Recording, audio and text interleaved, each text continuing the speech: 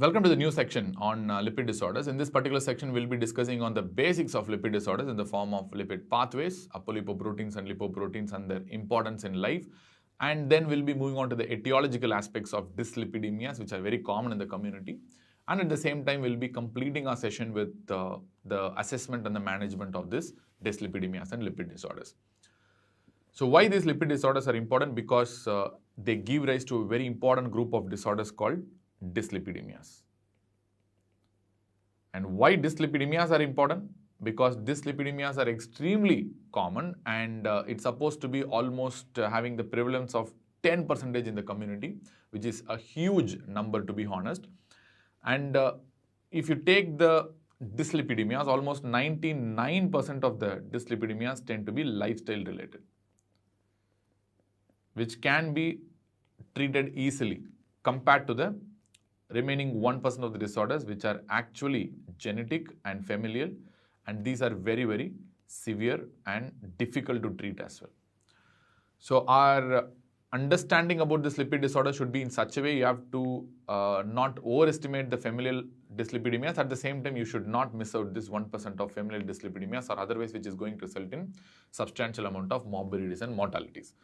And at the same time, these dyslipidemias are going to result in a substantial health-related burden in the society and healthcare costs as well, because dyslipidemias as such gives rise to a group of disorders called atherosclerotic cardiovascular disease, which is going to include coronary artery disease like MI, angina, and cerebrovascular disease like stroke and transient ischemic attacks, and peripheral vascular disease in the form of limb ischemia and all those stuff. So all these disorders are extremely common and they are going to rise the healthcare cost and healthcare burden, and that is also one reason why you have to understand in detail about this dyslipidemias. So without wasting much time, let us go on to the basics, and in the basics I'm going to ask first question, what are lipids and why these lipids are important? So first I need to know the types of lipids in the body. There are basically three types of lipids in the body. The first form of lipid is the cholesterol. And we all know the cholesterol is the one that is actually implicated in the cardiovascular risk. And that is why this cholesterol is important. Not all cholesterol that is circulating in the blood, the cholesterol that is circulating in the form of a particular lipoprotein called LDL is what is going to increase the cardiovascular risk, which we will be discussing subsequently. And second one is the sterols. So sterols are nothing but plant cholesterols, which means these are the type of cholesterol you can imagine like that are present in the plants. And there is only one difference basically between cholesterol and a sterol, that is the double bond at the carbon 5, C5. So the double bond is present in cholesterol, absent in the sterol. So apart from that, the cholesterol and sterols are exactly the same, which means sterols, even if sterols are circulating in excess in the blood, they are also going to give rise to the same cardiovascular risk as that of the cholesterol. But in a routine physiological perspective, these sterols are unrelated to cardiovascular risk. Even though if they circulate at high levels, I told you they will give rise to cardiovascular problems, but they do not actually circulate at high levels. That is the reason why sterols, in fact, they are beneficial to the body. I'll tell you how it is beneficial to the body, because you have to understand the absorption of the cholesterol. Remember, absorption of cholesterol in the intestine happens through a very important transporter called as NPC1L1. This is called a sterol transporter, and this cholesterol as well as the plant sterols are going to utilize the same transporter to enter the intestinal cell, enterocyte. So after this, cholesterol will be absorbed into the body through chylomicrons, which we'll be discussing subsequently. But on the other hand,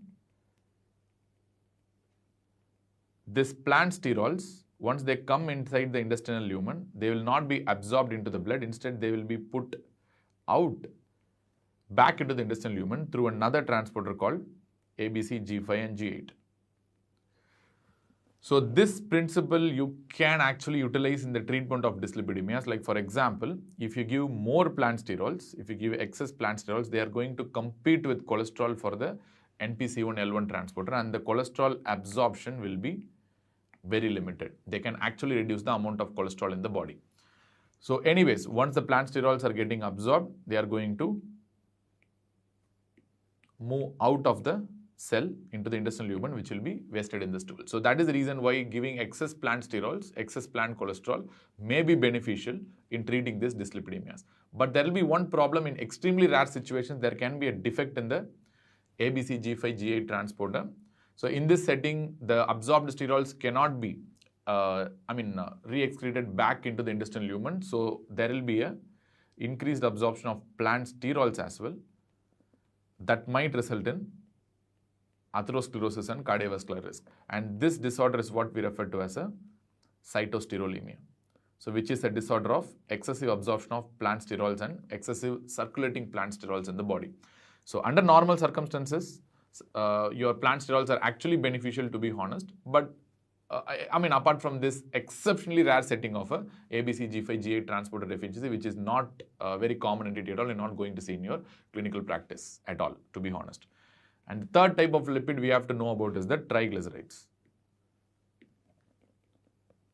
Triglycerides, to be honest, they are not related to cardiovascular risk, even though, in metabolic syndrome and insulin resistance, these triglycerides have conflicting results in association with cardiovascular risk. But overall, they are not related to cardiovascular risk, but especially if the levels are more than 500 to 1000, they can be related to another health problem called pancreatitis. So as far as our routine clinical understanding is concerned, cholesterol is related to cardiovascular risk. Triglycerides are not related to cardiovascular risk, but they are associated with pancreatitis at extremely high levels. And sterols are actually not related to cardiovascular risk under normal physiological settings unless and until you are having a disorder called cytosterolemia. The next question I'm going to ask is why you need lipids?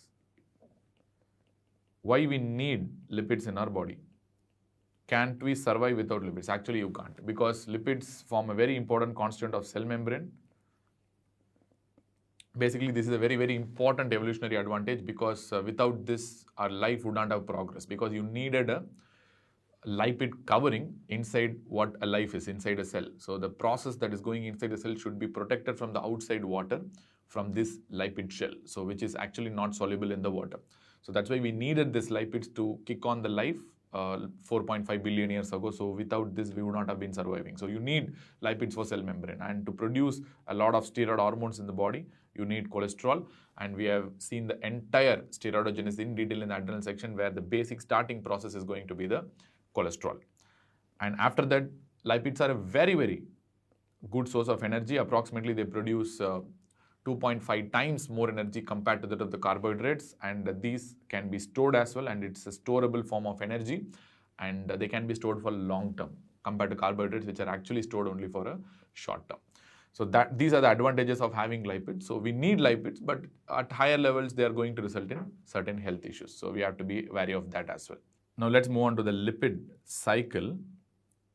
So we are going to have a bird's eye view of how these lipids are handled in the body. Not the details about the lipoproteins yet, because we have subsequent discussion on that, but let us see a bird's eye view of how these lipids are handled. So first, I'm going to start with the basic area, that is the intestine, which is going to handle the dietary lipids. These dietary lipids will be absorbed from the intestine. Once they are absorbed, they are going to perform their first basic function, that is providing energy. And the energy through lipids will be utilized by two very important structures. One is the skeletal muscle, and second one is the cardiac muscle, that is the heart. These are the two structures that principally use free fatty acid for their energy. Clear? So heart. And second, once this energy providing process is over, if still you have excess lipids, they will be utilized for other bodily functions like synthesis of steroid hormones. We have discussed in detail about the steroidogenesis, so we are not going to discuss about the type of hormones and all in this video. So once your steroidogenesis functions over, still you have excess energy, excess lipids circulating in the body, that will be stored in the adipocytes. So that will be utilized for storage in the adipocytes. All right. So even after storage, if you still have excess energy and excess lipids in the body, that will be actually processed, stored and repackaged by the liver. So that will be processed, stored and repackaged by the liver.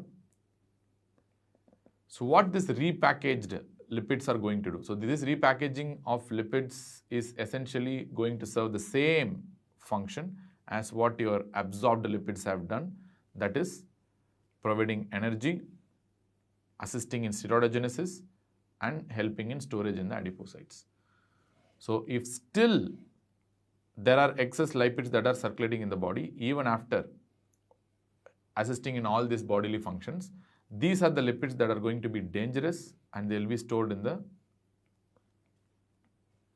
blood vessels, and they will be deposited under the blood vessels, and they are going to result in formation of atherosclerotic plaques and resulting in atherosclerotic cardiovascular diseases, which we discussed already. So which means the excess lipids are the problem, not the correct amount of lipids. The excess lipids can come from some genetic problems like the handling, processing issues, but these are very rare. But most of the time, the dyslipidemias are going to be due to your lifestyle related issues. Lifestyle related issues can be coming in the form of excessive dietary lipids, where the person is taking too much of lipids, which actually spills over into the blood vessels, producing atherosclerosis more than what your energy demands are and the body could handle. So that could be the first issue. Or probably we have a too sedentary lifestyle where we don't use this energy that has to be used by the skeletal muscle. So you're not moving your muscles, so that your energy in the form of lipids will not be used. So which means whatever you take, even in moderate amounts, will get spilled over, and they will be resulting in excess lipids that are circulating in the body, resulting in dyslipidemias and atherosclerosis. So it could be any problem, but most of the times, 99% of the time, dyslipidemias are lifestyle related problems, which I told you already. So with this understanding and bird's eye view, let us move on to the ever important lipid pathways, which are actually quite confusing when you study from the textbooks, but let us try to make it a little simpler. Usually in your textbooks, the main problem is initially they try to explain you the lipoproteins and apolipoproteins, then they go to the lipid cycle. But I'm going to be a little different, and I'm going to explain the lipid pathways first, and then we will be discussing about the apolipoproteins and lipoproteins in detail. We'll start with the dietary lipids first, which is very, very important for our beginning. So we know what are the components of dietary lipids. There are three important components. One is going to be the free fatty acids that are coming from digestion of triglycerides. Then we have cholesterol. And then we have sterols that are coming from the plants. So all these three things contribute to our dietary lipid composition. So we know how absorption is going to happen. Any physiology textbook gives that initially you have this lipase enzyme that's going to break down the complex lipids into simple lipids. We have many different types of lipases, of which the pancreatic lipase, of course, is the most important. So once this simple lipids are formed, they will be acted upon by the bile juice, which is going to further process, and they're going to form micelles, which is very important for the absorption. Absorption can be either passive or it can happen actively through various transporters. For example, you have CD36 transporters, which is going to transport a lot of lipids, and at the same time they can have the sterol transporters called NPC1L1, which is a very important sterol transporter that can transport cholesterol and this plant sterols into the enterocyte. So remember the fact that plant sterols and cholesterol are in competition with the single transporter, that is NPC1L1. So whenever you give excess sterols, actually you can reduce the absorption of cholesterol into your system. So remember, almost 90% of the plant sterols and 50% of the cholesterol,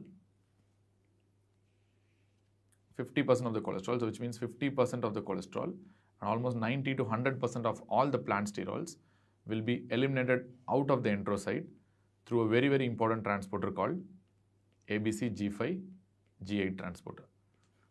Clear? So, and this is also one reason why you can use plant sterols as a treatment of dyslipidemias, because when you give excess plant sterols, they compete with cholesterol and reduce the absorption of cholesterol. At the same time, these plant sterols will be anyway eliminated out of the system through ABC-G5-G8 pathways. So that is why problems in this ABC-G5-G8 system may result in a disorder called cytosterolemia, which is a condition of excessive plant sterols that are circulating in the body, and they are also going to result in same health related problems like cardiovascular risk and atherosclerotic cardiovascular disease. But remember the fact that normally plant sterols are not absorbed and under physiological circumstances unless and until you have some rarest form of disorder like cytosterolemia. Anyways, there will be some amount of cholesterol that is remaining in the system inside the enterocyte, and some of that will be acted upon by an enzyme called ACAT to produce cholesterol esters, and a lot of the cholesterol will be just remaining there, and the free fatty acids that are entering into the system will be processed further to produce triglycerides.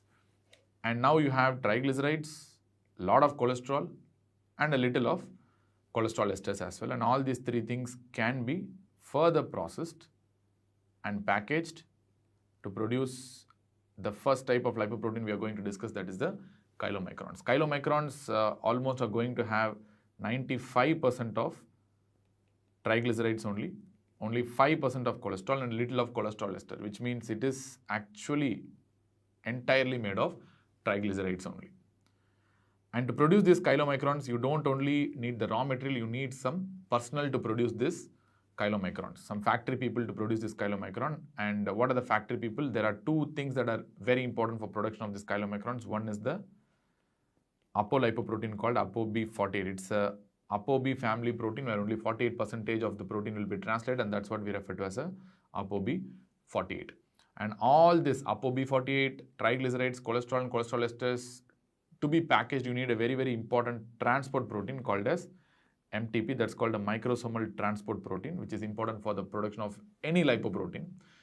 So that is the reason whenever you have a deficiency of this MTP, you cannot produce any lipoprotein at all, resulting in a condition called A-beta lipoproteinemia. And we have some interesting drug targets against this MTP as well. There is a drug which we'll be discussing later on called lopetamide, which is going to inhibit this MTP, microsomal transfer protein, which will be actually helpful in the condition like familial hyperchylomicronemia and very much high triglyceride levels in the body. So that is naturally expected. So let us discuss about that later on. But now you know that MTP and ApoB48 are also important constants to produce this chylomicrons. And once you have produced these chylomicrons, they will be pushed out into the lymph. This lymph are otherwise called as lacteals. That's why I put a green line here. So this is the lymph. Our lacteals are going to carry these chylomicrons into the bloodstream. So, and it's also worth noting the fact that there will be a small amount of cholesterol, and whether it's a small amount of or large amount depends on certain genetic polymorphisms as well, and they are also going to spill over into the lymph, and there will be some free cholesterol as well. And these chylomicrons now will be entering the thoracic duct, and they will be pushed into the SVC and into the systemic circulation. So now your chylomicrons as well as cholesterol have entered the systemic circulation. So these chylomicrons will be utilized for our bodily functions now. So the first step is to utilize these chylomicrons for energy. These chylomicrons will be acted upon, especially by the skeletal muscle, the cardiac muscle and the adipocyte, by an enzyme that is present in the capillaries called lipoprotein lipase. So to activate this lipoprotein lipase, there is a constant in the chylomicron called as C2 protein. The C2 apolipoprotein will be present on the chylomicron itself, that is going to activate this capillary lipoprotein lipase enzyme. So once the capillary lipoprotein lipase enzyme is activated, that will result in the breakdown of the triglycerides to produce free fatty acids. These free fatty acids will be further utilized by the skeletal muscle and the cardiac muscle to provide energy for them. At the same time, they can be broken down by adipocytes for storage as well. So where adipocytes are going to produce triglycerides once again and store the triglycerides from the free fatty acids. Clear? So once these fatty acids are sucked out of the chylomicrons, which means the triglyceride concentration will come down to an extent and cholesterol concentration will become relatively high, and this is what we refer to as a chylomicron remnant. Chylomicron remnant. Clear? So this chylomicron remnant, clearly they have little bit lower amount of triglyceride with a relatively higher amount of cholesterol. I'm not telling cholesterol is more than triglyceride. I'm telling relatively lesser amount of triglyceride compared to that of chylomicron, and relatively more amount of cholesterol compared to that of what a chylomicron had. So this chylomicron then can be absorbed through a very, very important receptor called as a remnant receptor. Remnant receptor. And this remnant receptor will actually be stimulated by another apolipoprotein that is present in the chylomicron as well as the chylomicron remnant called as ApoE. ApoE is a very important ligand for this remnant receptor. Clear? So through the ApoE recognition only, the chylomicron remnant is actually sucked into the liver, and where it will be releasing the cholesterol. And the free fatty acids, whatever it left, it will be released into the liver. That's the final destination. And since this chylomicron has a little bit of excessive cholesterol, this can actually participate to an extent in the production of atherosclerotic plaques as well. Not great, but they can contribute a little to the production of atherosclerosis because they contain a relatively higher amount of cholesterol. It is also prudent to understand the fact that this chylomicron remnant will not have sufficient amount of C2, apolipoprotein C2, to stimulate the peripheral capillary lipoprotein lipase, which means this chylomicron remnant cannot be used by the peripheral organs to take up the free fatty acids from them. So which means chylomicron remnants triglycerides cannot be used up by the peripheral organs. But this chylomicron remnant and chylomicron remnant can be acted upon by another enzyme called hepatic lipase to produce free fatty acids, because this hepatic lipase does not need this C2, apolipoprotein C2, where these free fatty acids will be further processed to triglyceride, and this cholesterol will be further processed to cholesterol ester, which form a common pool in the liver. So which means what I'm trying to tell is the fact that this triglyceride and cholesterol will not come only from the chylomicron and chylomicron remnant. There are multiple other sources for this cholesterol and triglycerides in the liver. So for instance, you have this cholesterol that is absorbed from the diet. That is also a very important source of cholesterol inside the liver. And apart from that, you have multiple other pathways like HDL, LDL and IDL that also can contribute to the cholesterol that is seen inside the liver. So nevertheless, you have some common cholesterol pool and a triglyceride pool where chylomicron and chylomicron remnants give up some amount of contribution to it. So from this cholesterol and cholesterol ester pool, you will get free fatty acids and cholesterol once again, which will be packaged to produce another important type of lipoprotein called as VLDL. Remember, to produce this VLDL, which is an endogenous pathway, you need two more things, because the principle of production of VLDL and chylomicron are almost similar. You need a apolipoprotein obviously to produce this VLDL, that is called ApoB100, which also belongs to the ApoB family only, where ApoB48 means 48% of the mRNA will be translated, and ApoB100 means almost all the mRNA will be translated, 100% will be translated. That's the reason for the formation of ApoB100. ApoB100 is important for VLDL formation, which is an endogenous pathway, and ApoB48 is important for chylomicrons, which is an exogenous lipid pathway. Remember, dietary lipids contribute to exogenous lipid pathway, and that is going to result in the formation of chylomicrons. And endogenous lipids are packaged into VLDL. So what is the difference from chylomicron?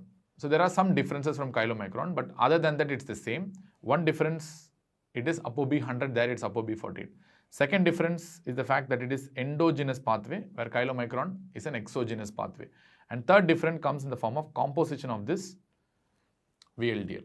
Composition is slightly different. They have a lot of triglycerides like chylomicron, but remember, only 80% is triglyceride here and 20% is actually cholesterol and cholesterol ester, which is a really important thing. So this 80-20 rule is important for understanding the Friedewald formula later, which is used for the calculation of LDL. At the same time, you can clearly see the fact that they contain a lot of cholesterol compared to the other chylomicrons. Chylomicrons have only 5% cholesterol, but VLDL had 20% of the cholesterol, which means they serve as a source of cholesterol. At the same time, in excess, they can be a source of atherosclerosis and atherogenic plaques as well. That's why this endogenous pathway is more important than exogenous pathway in the genesis of atherosclerosis.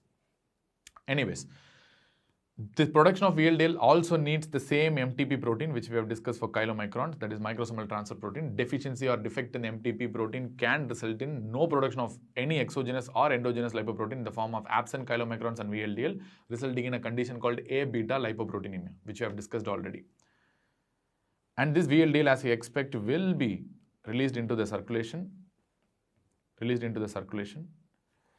And once they're released into the circulation, since they have a lot of triglycerides and a relatively lower cholesterol like chylomicron, even though the composition is a little different, still they are a good source of triglycerides, and they'll be utilized by energy demanding cells like skeletal muscle and cardiac muscle, and they'll be utilized for storage by adipocytes by using an enzyme that is present in these cells, particularly called as capillary lipoprotein lipase, which will be activated by C2, apolipoprotein C2, that is present in the VLDL. Like chylomicron, VLDL also has apolipoprotein C2, which is going to stimulate the lipoprotein lipase to produce free fatty acids, which will be utilized for energy by skeletal muscle and cardiac muscle, and it can be utilized for storage by the adipocytes.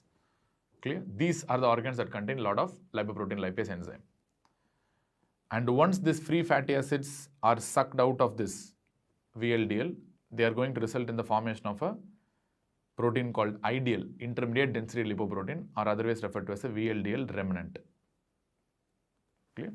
So this VLDL remnant or ideal has two pathways. One, it can be taken up back into the cell, back into the liver by a receptor called remnant receptor, which are otherwise called as LRP1.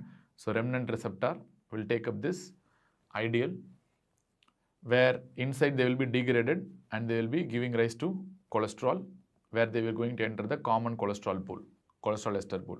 Remember, ideal is going to contain relatively higher amount of cholesterol and relatively lower amount of triglyceride. Relatively higher amount of cholesterol. And you have to talk in relative terms, because under absolute terms, still the ideal will contain more triglyceride and lesser cholesterol. But relatively speaking, compared to that of VLDL, you are going to have a lesser triglyceride and relatively more amount of cholesterol. Clear? The first pathway I told you, ideal can be taken back into the liver through the remnant receptor, or they can be converted by an enzyme called as hepatic lipase. They can be converted by an enzyme called hepatic lipase, where they will result in the formation of free fatty acid, which means they are sucking in more free fatty acids from the triglycerides, which means they will be more depleted of triglycerides and they'll have even more cholesterol density, and they will result in the formation of a protein called LDL, low density lipoprotein. Remember, this ideal also will contain very, very low C2 if at all, which means they will not be enough to stimulate the peripheral capillary lipoprotein lipase. But as I told you, the C2 is not important for hepatic lipase to get stimulated. So hepatic lipase can act upon this ideal to produce LDL. Clear? So which means the most important function of this hepatic lipase is to convert this ideal to LDL. That is what you have to understand for the purpose of understanding clinical basics. Clear? LDL. This LDL, as I said, it will be containing very, very less triglyceride, because it's a triglyceride drained ideal is what we call as LDL, and they are going to contain relatively lots and lots of cholesterol, which means they are very, very cholesterol rich. And that is the reason why this LDL can be used as a source of cholesterol for the peripheries, where this cholesterol is important for steroidogenesis, for the production of hormones. At the same time, this cholesterol is important for the production of cell membrane by the cells. One of the important distributor of cholesterol to the periphery is LDL. So where the peripheral organs will utilize this LDL through LDL receptor. Clear? And this LDL can be utilized in the periphery for the cholesterol, or they can be taken back into the liver, or they can be processed and taken back into the liver through a receptor called LDL receptor. This LDL receptor is actually stimulated by the ApoB100. So that is why initially I told you this ApoB100 is very important, because this ApoB100 is the one that is going to act as a ligand for this LDL receptor. LDL receptor, ApoB100 is going to be the ligand. So LDL has this ApoB100, obviously it carries on from the VLDL, and that will be recognized by the LDL receptor, and that will be taken back into the liver. So this LDL into the liver is going to give rise to cholesterol, which will be broken down because it contains very less triglycerides and a lot of cholesterol, and this cholesterol is also going to enter the common cholesterol pool. That is the reason I told you the common cholesterol pool has a lot of sources, not only chylomicron or chylomicron remnant. Clear?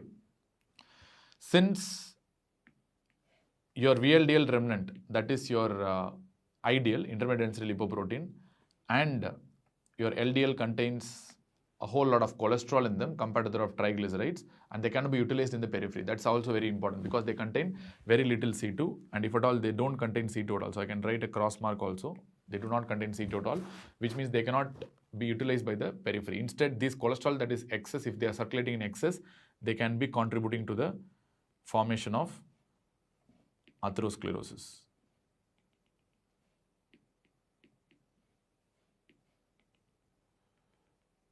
They can be contributing to the formation of this atherosclerotic plaques. So now I told you three molecules that contribute to atherosclerosis. One is the LDL, second is the IDL, that is the VLDL remnant, and third one is the chylomicron remnant, which also can contribute to the atherosclerosis. But trust me, the most important molecule that contributes to the development of this atherosclerosis is the LDL, LDL, and LDL. So that is the most important molecule. Even if I tell how many ever times I tell the importance of LDL, students do forget and they still think about low HDL, then high triglycerides and all these things. All these things are rubbish. The only most important predictor of development of atherosclerosis is LDL. Very powerful molecule. Clear? So LDL is also going to act as a source of cholesterol to the periphery. That's why we have LDL in the first place. But if it's in too much, they'll be deposited in the vessels, resulting in formation of this atherosclerotic plaques. Okay, all right. Now we have talked about the exogenous pathway for lipid handling by the body, and we also discussed in detail about the endogenous pathway for lipid handling in the body. But these are pathways that are trying to deposit lipids in the periphery. But is there any pathway that can collect the lipids back into the center? So which means the government is giving you income, but the government needs your income back in the form of income tax, isn't it? So who's the tax collector here?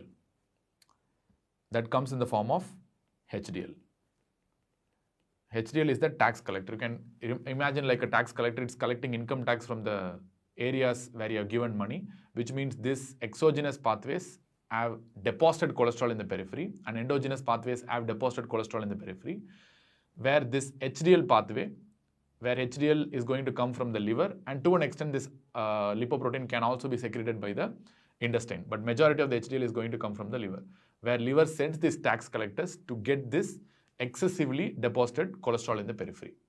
Clear? So it's a tax collector.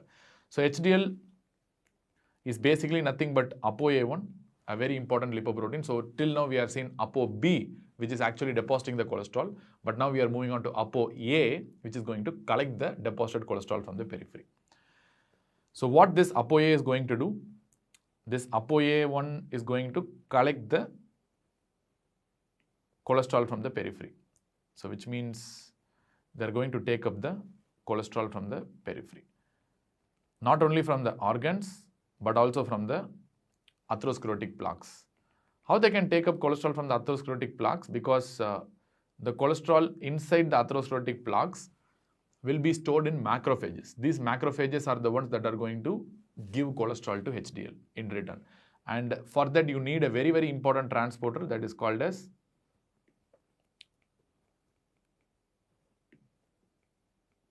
ABCA1.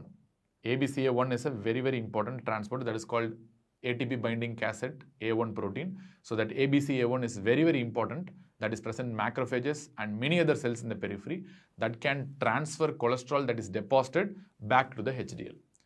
So which means HDL is important for reverse cholesterol transport, where ApoB proteins are important for cholesterol transport and deposition, whereas HDL and ApoA proteins are important for reverse cholesterol transport back from the periphery into the center. So I can write, this is what we refer to as something called a reverse cholesterol transport.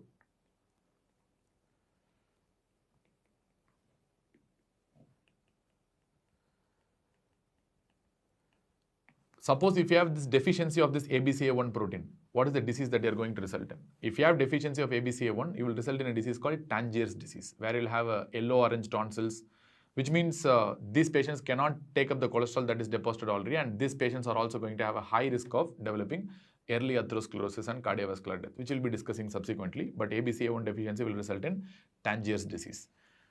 And at the same time, once this ApoA1 proteins and early HDL takes up this cholesterol from the periphery, they will become a new type of lipoprotein called a nascent HDL, which will be containing cholesterol, and this cholesterol in the nascent HDL will be acted upon by another enzyme called LCAT, lecithin cholesterol acyl transferase, that's called LCAT enzyme. This LCAT is going to convert this cholesterol to cholesterol ester, right? And this nascent HDL, where cholesterol is there, which will be acted upon by LCAT to produce cholesterol ester. Now the HDL will be called as a new form of HDL called a mature HDL, which means mature HDL will contain more of cholesterol ester than a raw cholesterol. This mature HDL is also referred to as HDL3. HDL3. And very interestingly, this mature HDL can be acted upon by another transport protein, which is very important, called CETP. That's called a cholesterol ester transport protein, which can actually take up this cholesterol ester that is present in mature HDL and deposit into LDL, and they can take the triglyceride, whatever is there in the LDL, and deposit in the HDL. So this crosstalk between LDL and HDL, and not only this LDL, it can also deposit cholesterol into VLDL and IDL as well, so which is not important here. But anyway, the most important crosstalk happens between HDL and LDL through this CETP, cholesterol ester transport protein, which makes the LDL more cholesterol rich and makes VLDL a little triglyceride rich, and this type of LDL is what we refer to as LDL2, which is relatively a little bit more in triglycerides, in comparison to the HDL3, right? So that's why we are on the way to design the CETP inhibitors, because once you inhibit the CETP, you might stop this crosstalk between HDL and LDL, which means the LDL will become less cholesterol rich, and HDL will not be able to transport this cholesterol into LDL, resulting in lesser risk of atherosclerosis. So our anti-dyslipidemic drug, niacin, exerts its action. It has many actions, most of which is unknown, but one of its actions is thought to be due to CETP inhibition, and that's how it rises the HDL levels.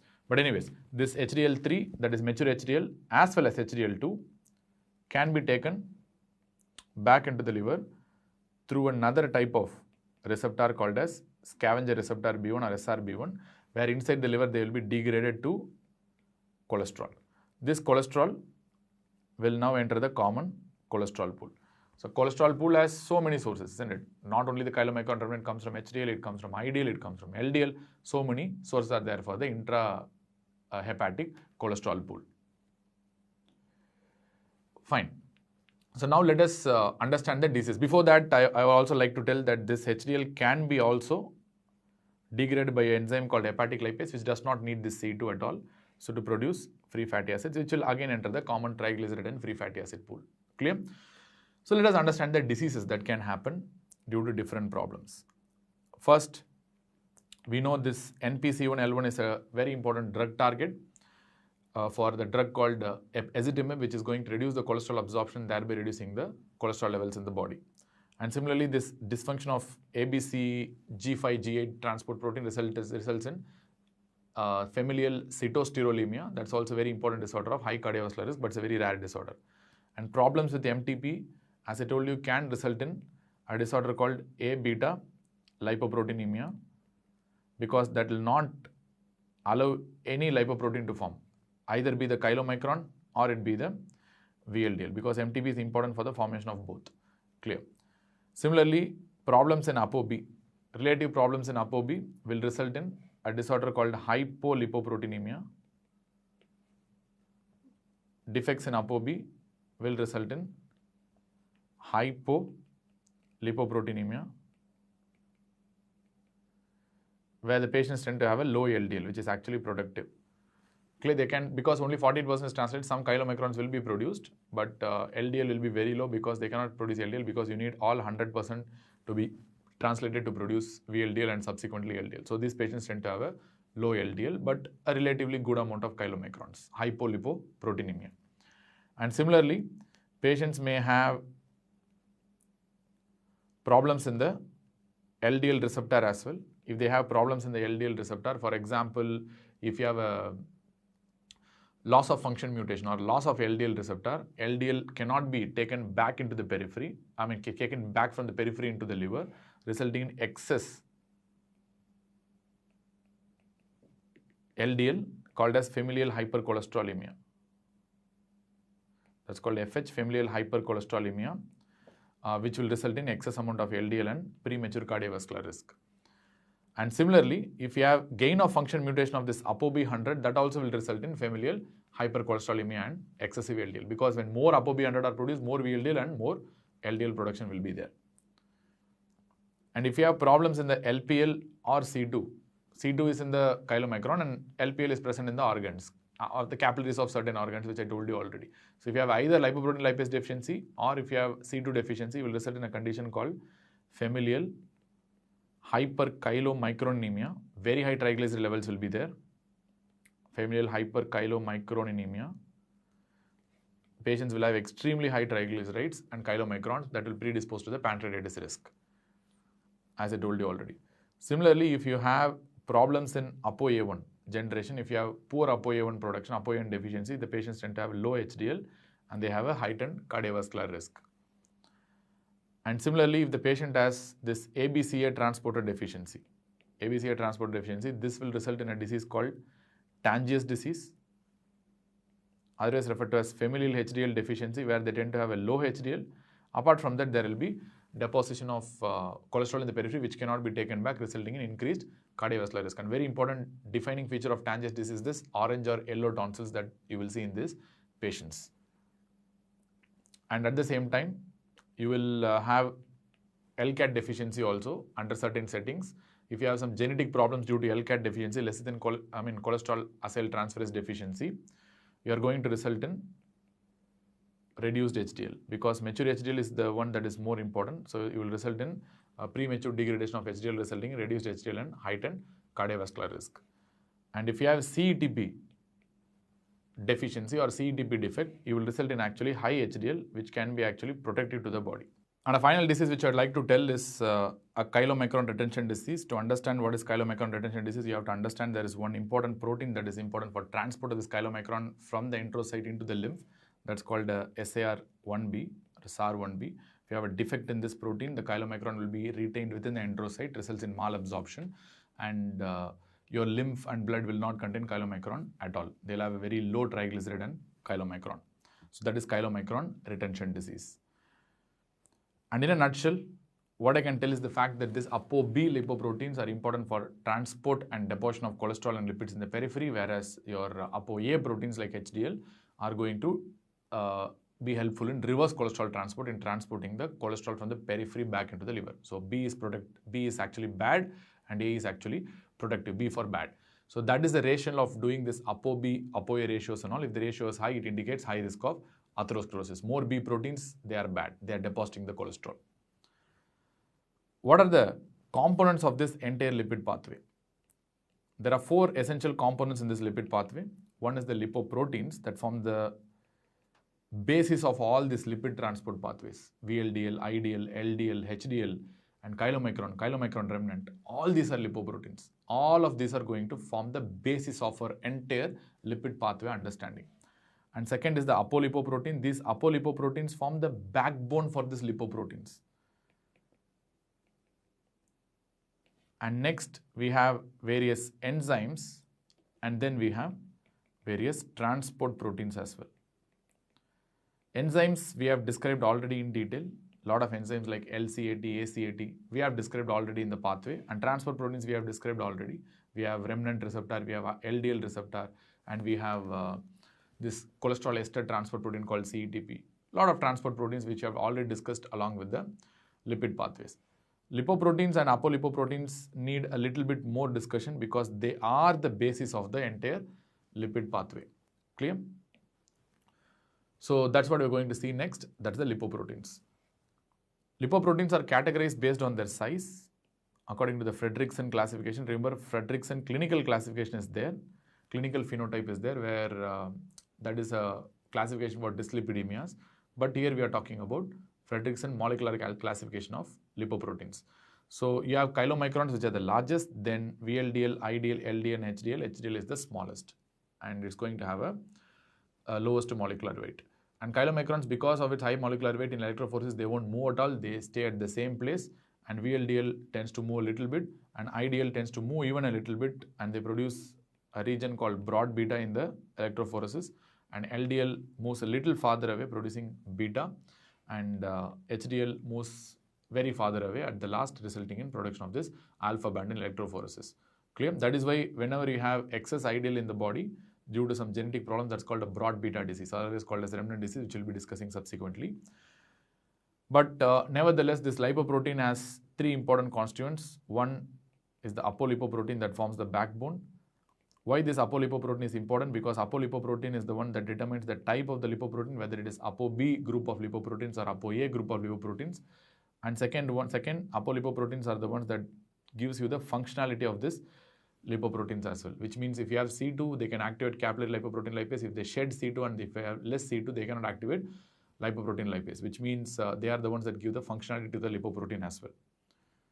And they form the backbone of this lipoproteins. And they have lipids whose amount is variable. For example, chylomicrons have 95% triglycerides and VLDL have 80% triglycerides only. So the amount of lipids in each lipoprotein is actually variable. And they have phospholipids which are relatively fixed in nature. So these are the three constituents of lipoproteins. Then we will move on and see the constituents of this exogenous and endogenous lipoproteins. One of the important exogenous lipoprotein is chylomicrons. We know that it is the lipoprotein that is formed as a result of ingestion of dietary lipids.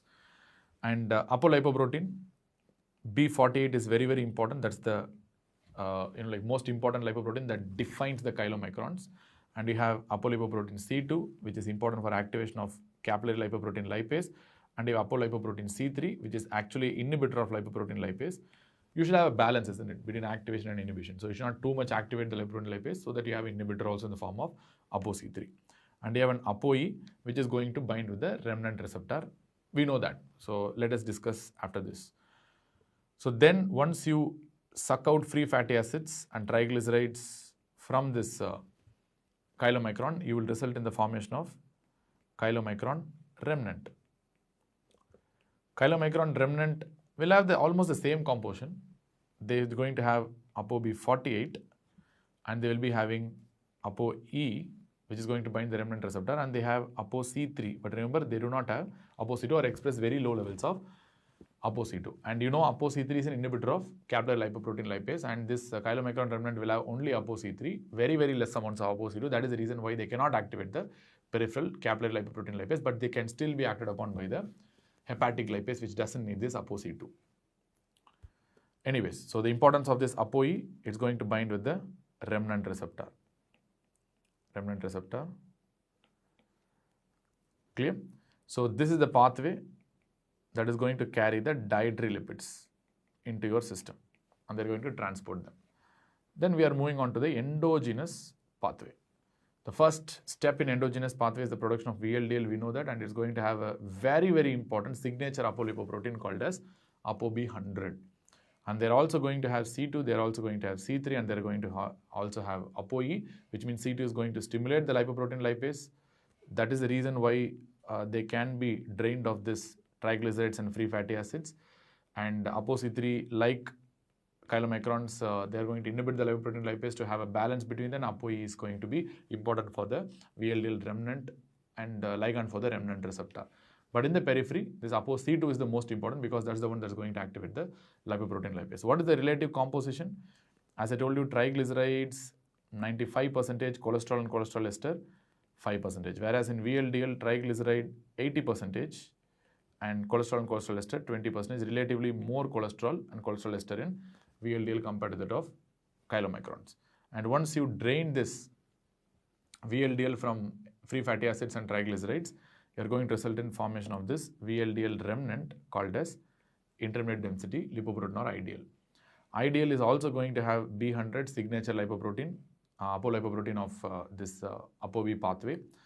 And they are also going to have this C3, and they are not going to have C2, which means they cannot stimulate the peripheral capillary lipoprotein lipase, and they are going to inhibit the capillary lipoprotein lipase. But they can be acted upon by the hepatic lipase to remove more and more free fatty acids. Remember, here it is acted upon by the peripheral capillary lipoprotein lipase. Here they are acted upon by the hepatic lipase and not the peripheral capillary lipoprotein lipase. And you have ApoE, which is going to act as a ligand for remnant receptor in the liver to take up this intermediate density lipoproteins. And once you have drained this IDL of FFA to an extent, then they will form in the next step called as LDL, that is low density lipoproteins. And they are also going to have B100, and they will not have remnant receptor, they will not have C2, but they will have C3, which means LDL is also not a source of free fatty acid to the periphery like IDL. They are only going to be a very important source of cholesterol. That is why they are going to result in atherosclerosis, especially LDL. LDL is a very, very important source of cholesterol to the peripheral tissues where they have very little triglyceride and a lot of cholesterol, and they are going to result in cholesterol deposition to the peripheries. So this B100 is the one that is going to serve as a ligand for LDL receptor. That is the one that is going to be recognized by the LDL receptor in the peripheral tissues as well as in the liver. Then finally, we'll be moving on to the HDL related apolipoprotein, HDL pathway. This is an ApoA pathway. Obviously, as the name suggests, your ApoA1 is the most important protein that actually determines the function of this HDL in the first place. How ApoA1 is important? Because ApoA1 forms the basis of binding site for this ABCA1 transporter, which is going to suck in the cholesterol into this HDL. And ApoA1 also forms as a binding site for this LCAT enzyme, that is lecithin cholesterol alkyl transferase, that is going to convert this cholesterol to cholesterol ester. And apart from this, you have other apolipoproteins like ApoA2, ApoE, ApoD, of which the most important is the ApoD, which is going to act as a binding site for this CETP, that is cholesterol ester transport protein, which is going to push this cholesterol ester towards the LDL, which makes the LDL more cholesterol rich. And they are also going to take up the triglyceride and push towards the HDL. So all these mechanisms we have seen already, but just we are seeing the basic molecular pathways behind them. Fine. So apolipoprotein A1 and ApoD are the most important constituents of your HDL, of which ApoA1 is the most important. Let us discuss in detail about the apolipoproteins and what are the types of apolipoproteins you have and what are the effects. So I'm going to write the apolipoprotein and the associated lipoprotein and the ligand for these apolipoproteins and their effects. First is the apolipoprotein A1. We know it's a very important constituent of HDL, and the ligand for that is ABCA1 and LCAT. And the effects is cholesterol retrieval, that is reverse cholesterol transport, and it's also going to be helpful in cholesterol esterification. Cholesterol esterification, because LCAT is the one that's going to esterify the cholesterol to produce cholesterol esters. And we have ApoA2. It's also important for HDL. It's going to be the ligand for hepatic lipase. As I told you in the previous lipid pathway, this HDL can be acted upon by the hepatic lipase also. This A2 is the one that's going to stimulate the hepatic lipase, and it's important for cholesterol delivery, lipid delivery back to the liver. And you have ApoA4, which is going to be present on chylomicron and HDL, which can actually act as a ligand for lipoprotein lipase as well as LCAT, where it is important for triglyceride delivery, because whenever you activate lipoprotein lipase, they act as triglyceride delivery. But you know, I told you 3 different types of apolipoproteins, but the most important is the ApoA1, don't forget that. And then we have ApoB group. We have a B100 lipoprotein, which is a very, very important component of VLDL, IDL, LDL, and a modified form of ApoB100 group of lipoproteins called lipoprotein A, which is also involved in atherogenesis, which we are not going to discuss in detail because that's not that important, but only in certain circumstances that becomes important. Anyway, that's a modified form of ApoB lipoprotein called as lipoprotein A is there in the body as well. Ligand for B100 is the LDL receptor. This I have told you multiple times, very important question for exam as well. And the effects include VLDL assembly. Obviously for VLDL assembly, I told you, along with the MTP, you need this B100. At the same time, they will be important for LDL receptor binding as well. LDL binds with LDL receptor using this ApoB100 only. Then we have B48, which is a very important constituent of chylomicron. It doesn't have a ligand as such.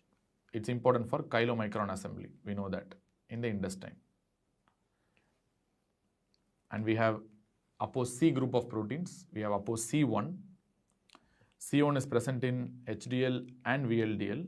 It is a very important ligand for LCAT, not so important, but for clinical understanding, where it is important for cholesterol esterification. This is not very important. But C2 is, yes, very, very important. ApoC2 is present in chylomicrons, VLDL, and to an extent it's present in HDL as well, but more importantly, we have to know it's present in chylomicron and VLDL. where it forms as a ligand for lipoprotein lipase enzyme. Very, very important. Deficiency of this will result in hypertriglyceridemia and hyperchylomicronemia. So which means triglyceride delivery. That is the function of this C2 apolipoprotein. And we have C3 as well, which is present in VLDL, IDL, LDL, and chylomicron remnant. Chylomicron remnant as well as chylomicron and HDL. Clear? Which means this C3 is present in all the lipoproteins essentially. It's present in VLDL, IDL, LDL, chylomicron remnant, and HDL as well. Clear? So that is going to inhibit the lipoprotein lipase, which means they are going to reduce the triglyceride release. That's what is important here. Then we have ApoD. We know it is a very important constituent of HDL, where it forms a ligand for cholesterol ester transport protein, and it is important for cholesterol ester transfer to LDL and other lipoproteins like chylomicron remnant, probably even IDL and other VLDL also. But very important for cholesterol ester transfer to LDL. That's the most important, which we have discussed already. So that's a very important constituent of HDL. And we have ApoE, which is present in chylomicron. It's present in chylomicron remnant as well. It's present in VLDL and it is present in IDL as well. Even though it is not that important for chylomicron and VLDL, it is very important for chylomicron remnant and IDL because this E serves as a ligand for remnant receptor. Remnant receptor. And that is how liver is going to take up this chylomicron remnant and IDL. So which means it is important for uptake of chylomicron remnant and IDL by the liver. That is VLDL remnant. And finally, we have ApoA. There is a separate lipoprotein that's called apolipoprotein, ApoA. It's not apolipoprotein A, it is apolipoprotein, ApoA. ApoA, which is a very important constituent of a modified lipoprotein called lipoprotein A. Lipoprotein A is supposed to be a very powerful plasminogen activator, and that is the reason why it is implicated in thrombosis. Clear? So just understand this lipoprotein A is a modified form of ApoB proteins. That is lipoprotein A, which is actually dangerous, not beneficial. Apolipoprotein A is beneficial, but apolipoprotein ApoA is not beneficial and it's actually resulting in thrombosis. Clear? That is lipoprotein A. So as a nutshell, you can understand the fact that this A1 is important for reverse cholesterol transport. Reverse cholesterol transport. And this B is important for cholesterol transport and cholesterol deposition in the peripheries. So B is bad, dangerous. A is beneficial. And this is the basis of our measurement called ApoB by ApoA1 ratio. If the ApoB-ApoA1 ratio is high, it is bad. It's actually towards atherogenic mechanisms. If ApoB-ApoA1 ratio is less, it's actually productive, which means you are having more reverse cholesterol transport than cholesterol deposition. That's what it means, which means you are removing more cholesterol than it is getting deposited.